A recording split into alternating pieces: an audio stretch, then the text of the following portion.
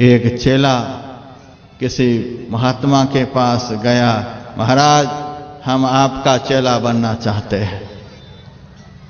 अरे बहुत महात्मा जा करके बन जाओ। नहीं नहीं, हम आपका चेला बनेंगे। ठीक है, बन जाओ।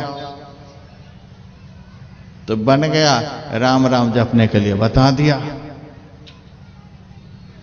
एक दिन वह चेला कहता है, गुरुजी बस राम राम ही बताए और कुछ नहीं बताए, और कुछ बताओ। अच्छा बैठो और बताते हैं। गीता बताने लगे।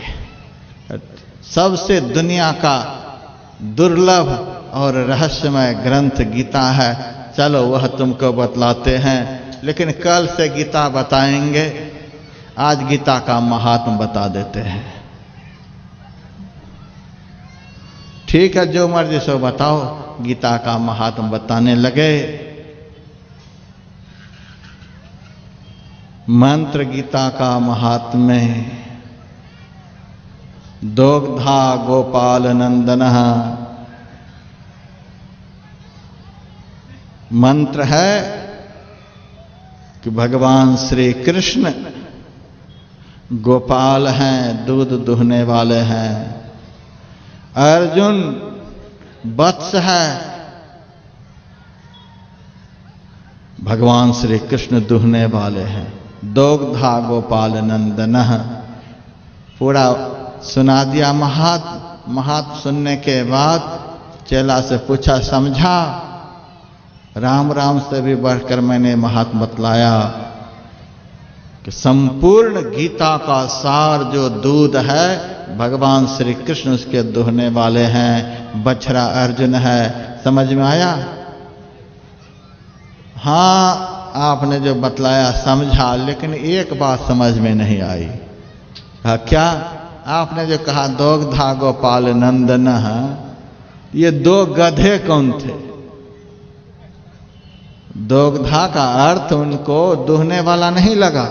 वह मूर्ख चेला था, इसीलिए उन्होंने कहा ये दो गधा कौन था? आपने जो कहा दोग्धा गोपाल नंदनः, तो ये दो गधे कौन थे?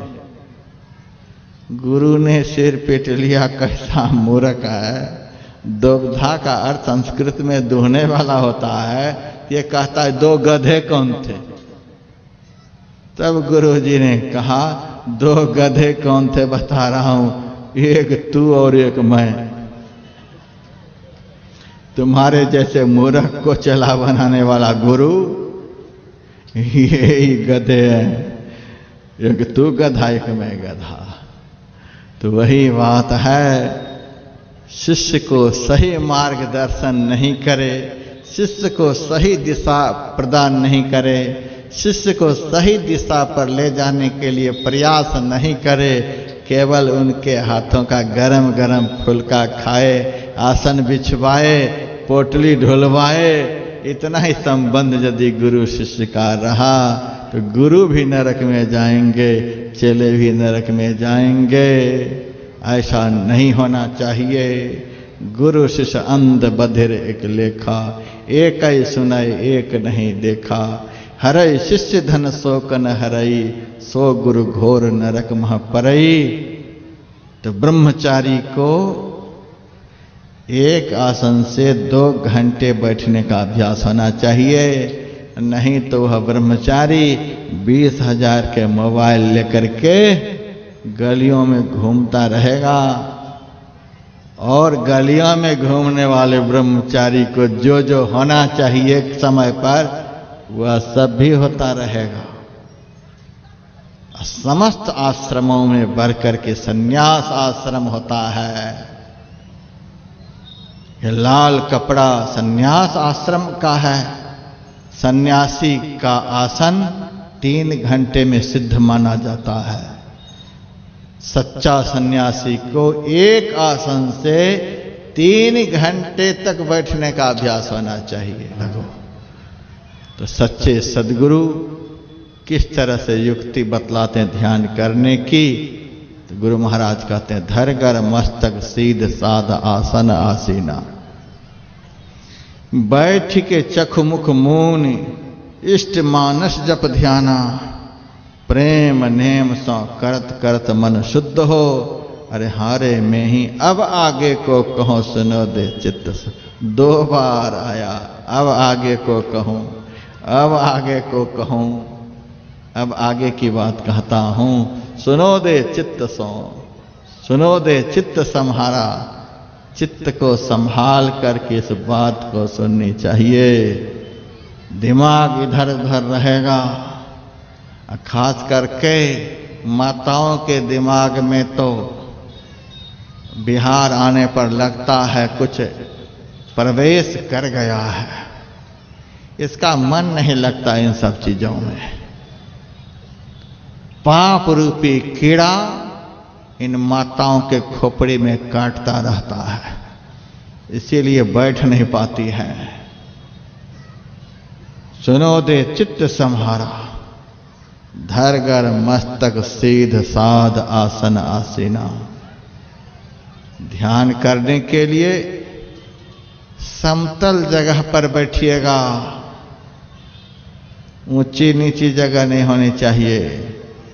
रस्सी वाली चारपाई जो होती है वह समतल नहीं होती है। चौकी पर बैठिए, पलंग पर बैठिए, फर्श पर बैठिए, बिल्कुल समतल जगह हो। ध्यान रहे वह जगह पवित्र भी हो।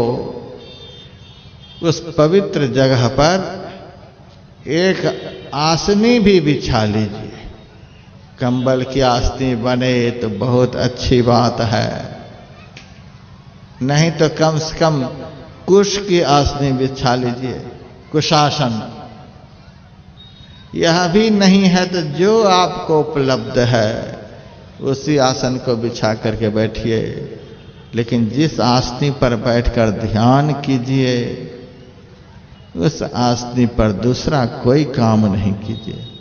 आसनी पवित्र होनी चाहिए। बिछा लीजिए और फिर आसीन हो जाइए। आसन आसीना, आसीन का अर्थ होता है विराजमान। गुरु महाराज की प्रतिमा यहाँ विराजमान है। हम तो उठ करके चले जाते हैं आरती के बाद, लेकिन गुरु महाराज जाते हैं, ये विराजमान हो गए। ये तो कार्य को पूरा करने के बाद ही हिलेंगे यहां से। हम सारे लोग हिल जाएंगे पहले ही, लेकिन ये हिलेंगे तब जब कुर्बन का यह महायज्ञ पूर्ण हो जाएगा। क्या मतलब हुआ? यही आसीन का मतलब हुआ। आसन आसीना, आसन पर विराजमान हो जाइए। लेकिन किस तरह से? जिस तरह से गुरु महाराज विराजमान हुए, यहाँ के यज्ञ को पूर्ण करके ही यह आसन हिलेगा। उसी तरह से जब आसन पर विराजमान होइए तो ध्यान का काम भीतर में पूरा करके ही उठिएगा। मच्छर काटता रहा ध्यान में, कभी कान का खुजला रहे, कभी सिर को खुजला रहे, कभी जंघे खुजला रहे, कभी आसन बदल रहे हैं, कभी कमर को झुका रहे हैं, कभी गर्दन को झुका रहे हैं। ऐसे में तो ध्यान बढ़िया बन जाएगा। आप ताश की पत्ती को बदलते रहिए और बस आपका ध्यान बन जाएगा। कभी भी नहीं बनेगा। आसीन हो जाना पड़ेगा, विराजमान हो जाना पड़ेगा। देखिए हम लोग हिल रहे हैं, डुल रहे हैं, कमर झुक रही है, गर्दन झुक रही है, सब हम लोगों के साथ हो रहा है। लेकिन गुरु महाराज की प्रतिमा ज्यों के त्यों है कि नहीं है? इसको कहते हैं आसीना, इसको कहते हैं विराजमान होना। जहां बैठ जाइए ध्यान लगाने के लिए तो प्रतिमा की तरह विराजमान हो जाइए। शरीर पत्थर की तरह स्थिर हो, शरीर के अंग प्रत्यंग पत्थर की तरह स्थिर हो, शरीर सुई की तरह सीधा हो। सुई की तरह शरीर सीधा, शरीर के सारे अंग प्रत्यंग पत्थर की तरह स्थिर। इसको कहते हैं आसीना। आसीन होना, विराजमान होना, आसन दृढ़, आहार दृढ़, भजन नेम दृढ़ होय, तो प्राणी पावे कछुक, नहीं तो रहे विषय रस मोय। आसन दृढ़ होना चाहिए। 1 घंटा तक शरीर सुई की तरह सीधा करके, अंग प्रत्यंग को पत्थर की तरह स्थिर करके जब बैठा जाता है, तब गृहस्थी का आसन सिद्ध माना जाता है। यह हुआ आसन की सिद्धि, आसन दृढ़। उजला कपड़ा में जो ब्रह्मचारी होते हैं, उनका आसन 2 घंटे में दृढ़ होता है। उजला कपड़ा वाला ब्रह्मचारी 2 घंटा एक आसन से बैठे। गृहस्थी को बहुत काम चलाना है, बहुत कुछ देखना है। रामकृष्ण परमहंस कहते थे, जिसके माथे पर वजन है, वह यदि पीछे मुड़कर देख रहा है तो बहुत बड़ी बात है। वजन लेकर पीछे मुड़कर देख रहा है। जिसके माथे पर कुछ है ही नहीं, वह यदि पीछे मुड़कर देख रहा है तो कोई बड़ी बात नहीं। उसी तरह से गृहस्थी का जंजाल सिर को लेकर के भी जो 1 घंटा गुरु महाराज का ध्यान करते हैं, तो उस गृहस्थी के लिए बहुत बड़ी बात है। वह धन्य है, वे धन्य है। आज जिस आश्रम में मैं ठहरा हुआ हूं, 3 बजे ब्रह्म मुहूर्त में मैं झांक करके सबको देखता हूं, कौन सोया है, कौन बैठा है। जब मैं कमरा से बाहर निकला, चारों तरफ देखने लगा, सन्नाटा छाया हुआ था और एक गृहस्थ शरीर, मस्तक, गर्दन को सीधा करके, देह को पत्थर की तरह स्थिर करके ध्यान में मग्न था। क्या कह सकते हैं उनको? क्या कह सकते हैं उनको? कौन पाएगा जी? कौन पाएगा? कपड़ा पाएगा ध्यान में कि ध्यान करने वाला पाएगा? संत शिशु बाबा से पूज्यपाद गुरुदेव ने पूछा था, एक राजा के 2 माली थे। एक माली राजा के पास बैठ कर के हंसी दिलगी करता था, मनोविनोद करता था, चाय पान उनको खिलाता पिलाता था। और एक माली बाग में फूल की क्यारी को कमाता था, सजाता था। बताओ उस राजा को कौन माली प्रिय है? पूज्यपाद संत शिशु बाबा ने कहा, जो पास में रह करके चाय पानी हंसी दिलगी ये सब कराता था वही। नहीं जी, राजा को वह माली प्रिय है जो खेत में काम कर रहा है, बाग में काम कर रहा है। उसी तरह से संत को, सदगुरु को, ईश्वर परमात्मा को वह भक्त प्रिय है जो किसी भी भेष में रह करके शास्त्रानुकूल भजन कर रहा है। संत भगवंत सदगुरु को भेष से कोई लेना देना नहीं।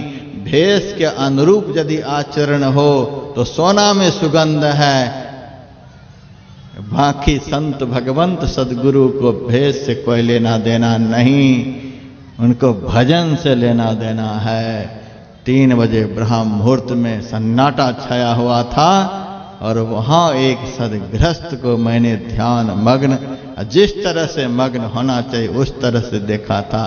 मेरा दिल खुश हो गया। यह पाएगा, यह पाएगा। ब्रह्मचारी को एक आसन से 2 घंटे बैठने का अभ्यास होना चाहिए। आज ब्रह्मचारी को महाराज जी 20,000 के मोबाइल पकड़ा देते हैं। दुनिया का नाटक देखो इस मोबाइल में बेटे। गरम गरम फुल्का खिलाते रहो हमको, तू मोबाइल पर सिनेमा देखते रहो। ऐसे शिष्य ही, ऐसे चेले ही गुरु की कीर्ति को कलंकित करता है। और यदि किसी का चेला गड़बड़ हो रहा है, इसका सारा दोष गुरु पर जाता है। वह गुरु नरकगामी होता है जो अपने चेला को नारकी बना दिया है। फुलका खाओ, उनकी सेवा लो, उनके जीवन को बनाने का भी प्रयास करो। उनको खुश करने के लिए 20,000 का मोबाइल पकड़ा दिया, सारी दुनिया का खाता खसरा उनको पकड़ा दिया, और खबर लेते रहता है सारी दुनिया का। तुम भी नरक में गुरु शिष्य अंध बधिर एक लेखा, एक ही सुने एक नहीं देखा।